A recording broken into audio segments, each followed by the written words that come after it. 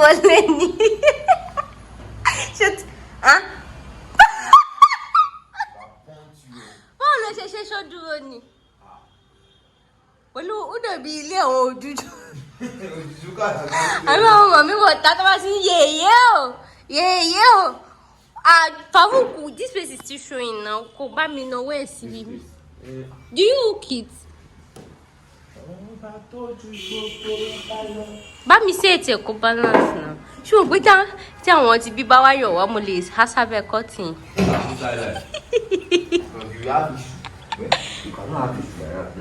You should vote again.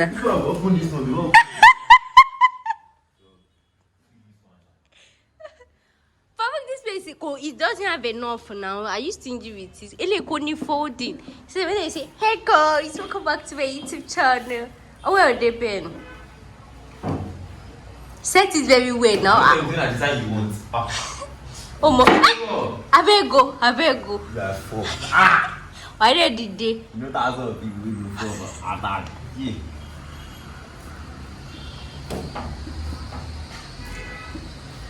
What's your working in balance? It's okay, like. You leave down. Ha, Faru gave me a lorry made you. Shaman. Well, I want to cut in design.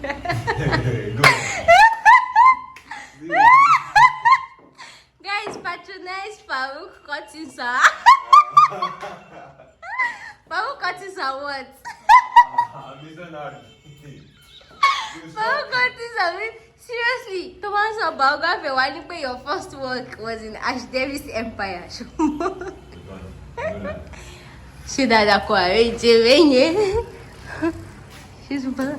Please go to the stick. Could you have found Bush better? And on the mock book to say I know work now.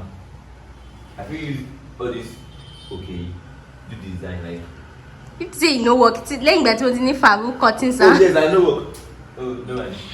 Oh, yeah, you say, oh, I see. Oh, better level. Oh. And the guy is short though. Oh, she no God.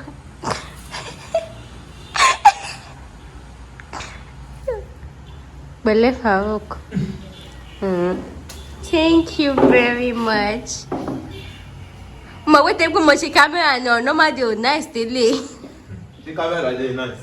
Oh, pretend power. Call me, I no go outside bath now. I know Jamie stop me so bad. I talk am now. You know nice on norms. And in norms. Guys, look at my curtain is looking so nice. By Faru curtains and interiors. Do I talk about my stool? Is that not my stool? That stool is not fine. She very praise your stool now, Mama.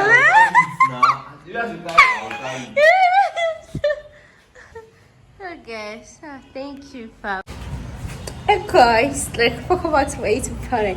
This is Ashidam Visa. You're watching Ashidam's food porno. Oh, Ashidam's.